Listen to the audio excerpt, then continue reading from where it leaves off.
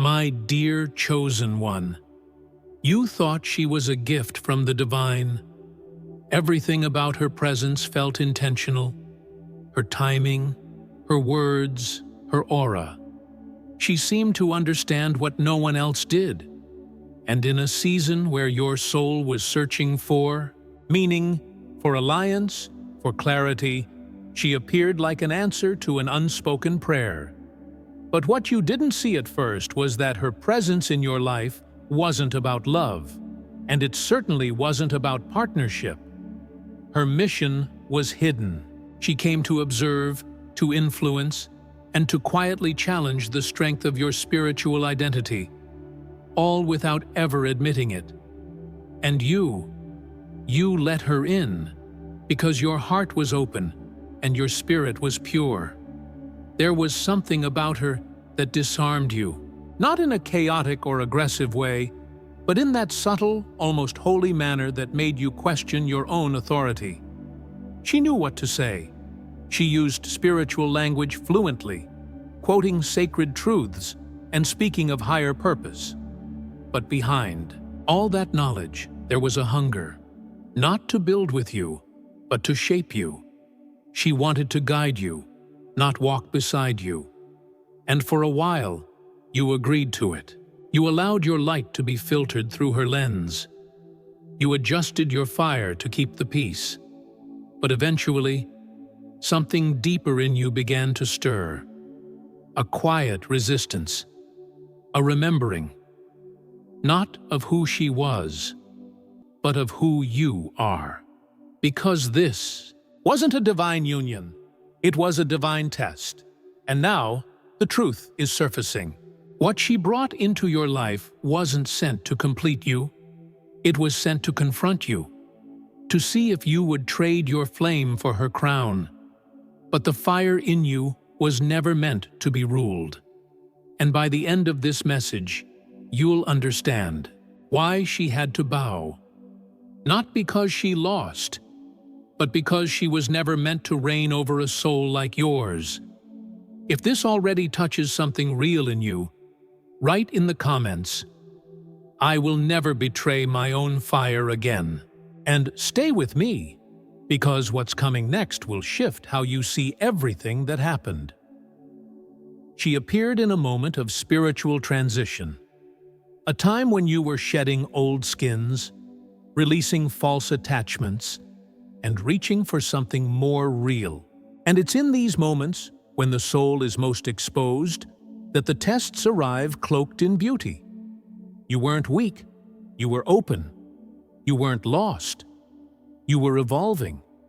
And what looked like a spiritual connection was actually a checkpoint, designed to measure your sovereignty. She wasn't evil, she was a mirror. But that mirror was designed to bend light, not reflect it purely. At first, it felt like alignment. Conversations flowed. Visions overlapped. She seemed to understand your past and speak into your future. You started believing that maybe, just maybe, this was the one who could walk beside you on the sacred path. But slowly, her energy began to shift. Her guidance started sounding more like correction. Her admiration began to feel like possession. And instead of empowering your voice, she made it feel small. Wrapped in praise were subtle judgments. Hidden in connection were quiet attempts to control. And you, despite the signs, tried to stay. Your soul noticed before your mind did. It always does. The discomfort wasn't loud. It was atmospheric. Like walking into a room that looks perfect, but still makes your skin crawl. You started second-guessing your choices, dismissing your intuition, doubting your pace. And even though something inside you whispered that you were shrinking, you pushed that feeling aside. You told yourself you were learning. You told yourself it was growth. But in reality, you were bending. Not in surrender to spirit, but in submission to someone else's idea of who you should be. There were moments you silenced your own fire to protect her comfort. You held back your insights. You filtered your truth.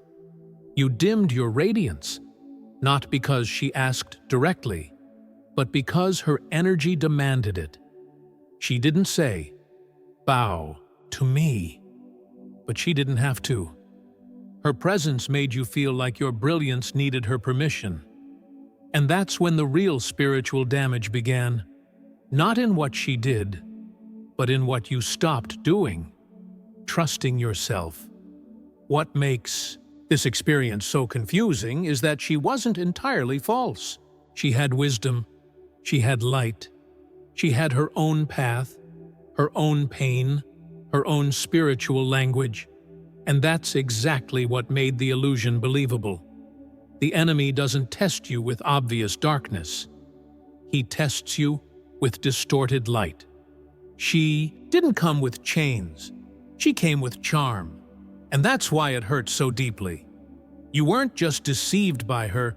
You were momentarily deceived about yourself. You told yourself that playing small was spiritual, that obedience was love, that silence was wisdom. And in the process, you traded your divine authority for temporary validation. But there comes a moment in every chosen one's life when the fire refuses to stay buried, when your soul begins to rebel against every illusion you agreed to, when your truth becomes too loud to suppress. That moment came for you, and nothing's been the same since. You didn't fight her. You didn't curse her. You didn't expose her. You simply began to remember yourself. You stopped waiting for her approval. You stopped performing for her acceptance.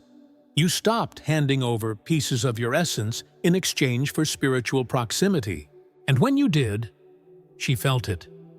She knew she no longer had access to the version of you that bowed. And whether she said it out loud or not, she began to fear the version of you that stood up. She felt the shift long before she admitted it. That subtle loss of power, that energetic silence where she used to feel your need for her. And even without confrontation, she began to realize something terrifying to her ego. You no longer depended on her guidance to feel anchored. The version of you that once hung onto her words, waiting for crumbs of approval, no longer existed. Your presence no longer bent. Your spirit no longer sought validation in her voice. And that was the moment her crown began to crack. Not because you attacked her, but because her illusion could no longer survive in the presence of your unfiltered truth. You didn't take anything from her. You simply stopped giving her what was never hers to hold: control over your becoming. But even then, there was grief. There always is when illusions break. Even when the soul knows it's being liberated, the human heart often mourns the fantasy it clung to. You might have cried. You might have questioned everything. You might have gone back through every memory, trying to make sense of how something that felt so spiritually real turned into a slow form of bondage. That confusion is not weakness, it's detox. It's your spirit sorting truth from entanglement. And as painful as it was, you needed that grief, because on the other side of it, something deeper was being born. Not a new version of you, but the original version, finally uncovered beneath layers of spiritual codependency. This is where the test revealed itself fully. She didn't come into your life to love you. She came to prove you, to expose the parts of you that were still unsure, still looking outside for confirmation, still vulnerable to flattery dressed as wisdom. She was never the final destination. She was the checkpoint before the crossing. And what she stirred in you, the pain, the silence, the disorientation, was a divine mirror to everything you were still healing. Her role wasn't to bless you. It was to challenge you, And in that challenge, something holy happened. You remembered that your fire does not ask for permission to exist. But let's be honest, this kind of awakening doesn't happen overnight. It happens in moments, quiet ones, where you stop responding, where you no longer feel the urge to explain yourself, where her praise stops meaning anything, and her silence stops wounding you. That's how power returns, not through vengeance or arguments, but through detachment, the sacred kind, the kind that says, I no longer need your crown, I have my own. And when that energy takes root in you, it's felt, even by those who once tried to lead you, especially by them. She may have tried to reconnect, to offer a softer version of her control, to re-enter your world through nostalgia, guilt, or even renewed spiritual insight. But what she found was a gate she could no longer pass through, not because you blocked it, but because her vibration no longer matched the frequency required to meet you there. She had to face the truth she never expected, that the one she tried to rule had always carried more fire than she could handle. And that fire, once reawakened, cannot be influenced, silenced, or redirected. It simply burns, and everything that is false must bow before it, not out of defeat, but out of divine order. This is the paradox. She might have helped you more by trying to rule you than she ever could have by loving you correctly. Because through her attempts to lead, she exposed your last layer of dependence. Through her control, you discovered your resistance. Through her false light, you found your authentic glow. So even if she came dressed in manipulation, her role was sacred. Not because of who she was, but because of what she triggered.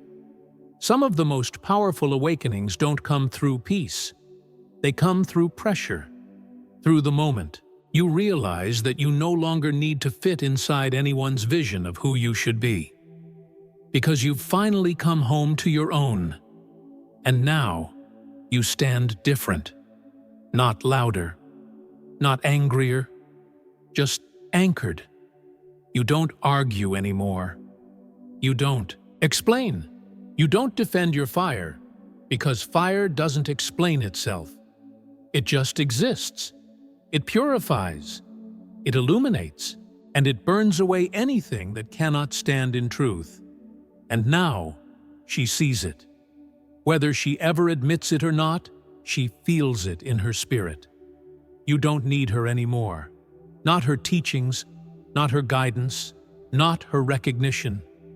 You have reclaimed your own rhythm, your own voice, your own divine knowing. And in that sacred reclamation, something shifted permanently. The one who once tried to rule you now lowers her head in the quiet presence of your flame. But don't be mistaken. This wasn't about proving anything to her. This was about proving something to yourself. For too long, you had confused humility with silence, obedience with growth, submission with alignment.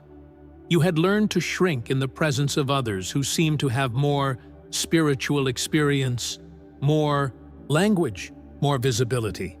But the truth is, none of those things ever made anyone more divine. God doesn't measure authority by words spoken, but by truths embodied. And you were carrying truth long before you knew how to name it. The test was never about her power over you. It was about whether you would finally stop handing your own over. Looking back now, you can see the moments more clearly. The times you dimmed your light just to be palatable to her spirit. The moments you withheld your voice just to avoid her judgment disguised as counsel. You see how you contorted your essence to fit the mold of someone else's spiritual framework. And you also see how subtle the manipulation was. It didn't come with rage. It came with soft corrections, careful questions, slight shifts in tone, all designed to keep you looking to her as the compass. But your compass was never broken. It was just buried under years of conditioning that taught you to trust everything but yourself. And when your compass finally activated again, when your truth began to rise beyond your fear of rejection, she could no longer hold the illusion, because her influence only worked as long as you believed you needed it. The moment you remembered who you are, not what she called you, not what she warned you about, but what God placed in you from the beginning, the spell broke. And that's when the dynamic reversed. Not through conflict, not through revenge, but through a quiet shift in spiritual weight. She no longer held the power. You did. Because true power doesn't fight for control. It simply radiates in stillness. The beauty of this transformation is that you didn't become someone else. You became more of who you've always been. The test wasn't meant to make you bitter. It was meant to make you clear. Clear about your voice. Clear about your energy. Clear about the difference between divine connection and spiritual flattery. And now, you walk with that clarity, not as a weapon, but as a standard. You no longer open your gates just because someone speaks the language of light. You listen with your spirit now, not just your ears. You feel vibration. You sense intent, and because of that, your path has become guarded by truth. Not walls, but discernment. There's a certain silence that follows this kind of awakening, a holy silence. Not the silence of confusion, but the silence of peace. The absence of inner noise. The kind of stillness that only comes when you stop arguing with your own intuition. And from that place, you no longer seek to be understood. You no longer need to explain why you walked away, why you stopped responding, why you chose solitude over proximity. You simply know, and that knowing holds you. This silence is not emptiness. It is sacred ground. And from here, your fire grows brighter than ever before. Somewhere in her, she understands now. Maybe she can't say it. Maybe she never will. But her spirit has already bowed.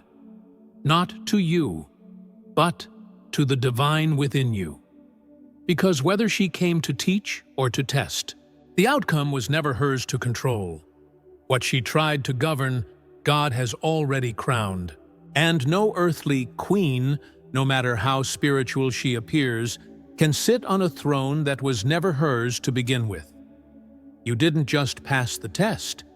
You became the evidence that light cannot be contained, especially when it burns from within. And so now, you move forward, lighter, wiser, rooted in a fire that cannot be faked. You don't carry resentment. You carry revelation. You've learned how to recognize disguised authority. You've learned how to stay loyal to your inner flame. And perhaps most importantly, you've learned that sometimes the most spiritual thing you can do is say no, not with your mouth, but with your alignment. That refusal to betray your essence, that is the real sovereignty. That is what makes you untouchable. And that is why she had to bow. Let this be a reminder. Your soul was never meant to be shaped by anyone's hands but God's. The fire in you wasn't placed there to be tamed, controlled, or polished by someone who couldn't withstand its heat. And no matter how wise they seemed, how eloquent their speech, or how aligned their presence appeared, the truth is always revealed when your spirit stops bowing. That's when the masks fall. That's when influence crumbles. Because spiritual authority is never taken. It's recognized. And now, yours has been fully restored. not through titles, not through approval, but through the silent, undeniable power of self-remembrance. She played her role, and in a way, it was sacred. Not because of how she carried herself, but because of what she triggered in you. You see, even misused power can serve a divine purpose when you're chosen to awaken. The pressure she applied wasn't your prison. It was the womb of your transformation. The silence you once feared became the sound of your spirit rising. The discomfort you tried to pray away became the holy fire that broke every invisible chain. So now, when you look back, you no longer see a villain. You see a mirror, a test, a necessary encounter that pushed you back into yourself. You're not walking away in bitterness. You're walking away in sovereignty. Because true freedom isn't found in detachment from others. It's found in reunion with your own spirit, and you've returned. Fully, authentically, boldly. You no longer echo other people's revelations. You speak from your own. You no longer need someone to confirm what your spirit already knows. You walk with your own blueprint now, written not in their language, but in your essence. And no one can take that from you again. Because once you've passed a test like this, your soul is marked with clarity that cannot be undone. There's something different about your presence now. It's not louder. It's not colder. It's just unmistakably sovereign. You don't try to be anything. You simply are. And people feel it. They feel the weight of someone who's been through the fire and didn't come out with ashes but with gold. Your silence speaks louder now.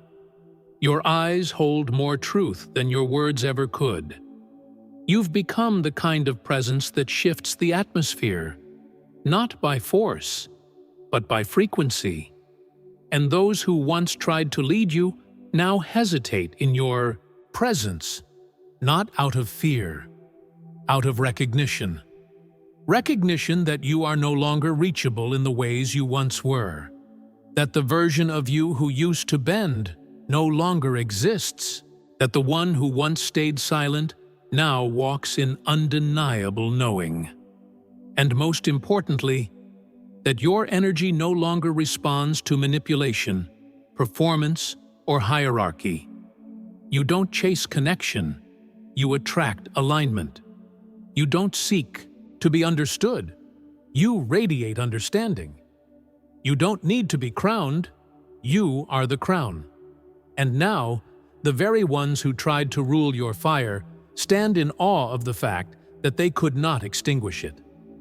This is what spiritual maturity looks like. Not perfection, not popularity, but clarity, inner stability, discernment, the ability to walk away from what looks like light but doesn't feel like truth, the courage to trust the whispers of your soul over the shouts of someone else's certainty, the grace to forgive without returning, the wisdom to honor the role someone played without reopening the door they once used to wound you. That is the quiet power you now carry. And it is unshakable. So to the one who tried to rule you, you were never the threat. You were the lesson. And I thank you. Because through you, I remembered who I am. Through your illusion, I discovered my truth. Through your attempt to lead me, I stepped into my own throne. And now, I don't bow to crowns. I bow only to truth, only to God, only to the fire that lives in me, the one that cannot be stolen, dimmed, or defined by anyone outside of me ever again. If you made it this far, this message wasn't just content, it was confirmation. And if something in you is stirring, if you recognize yourself in these words, write in the comments, I reclaim my fire. Because once you say it, once you declare it, once you truly believe it, everything shifts. The illusion breaks. The test ends, and the real journey begins. So stay in your fire. Speak from your center. And never again let someone confuse their charisma with your calling. You don't need their light. You carry your own. And from this day forward, may anyone who tries to rule over your truth be met with the quiet, holy heat of a soul that has already been refined by fire. If this message touched something sacred in you, take a moment now to give it a like. Not just as support, but as a declaration to the universe. I value my healing. Your engagement helps this truth reach other souls who are still trapped in the illusion, still bowing where they should be rising. So if you feel that this fire needs to be seen, let your presence be part of the mission. Let your energy ripple outward with intention. And don't forget to subscribe if you haven't yet. This space was created for souls like yours. Sensitive, powerful, awakening. You're not alone, and you were never crazy. You were chosen to see what others miss. If this video resonated with you, leave your like on the button below and subscribe to the channel now and activate the notification bell so you don't miss any new content. A special thanks to everyone who supports our channel. If you want to help us continue producing content, you can support us through Buy Me a Coffee, accessing the link in the first pinned comment. And before you go, don't forget to watch the video we recommend here on the screen or the playlist, The Secrets of the Chosen. Each video was made to expand your essence. May God bless you abundantly. See you soon. See you later.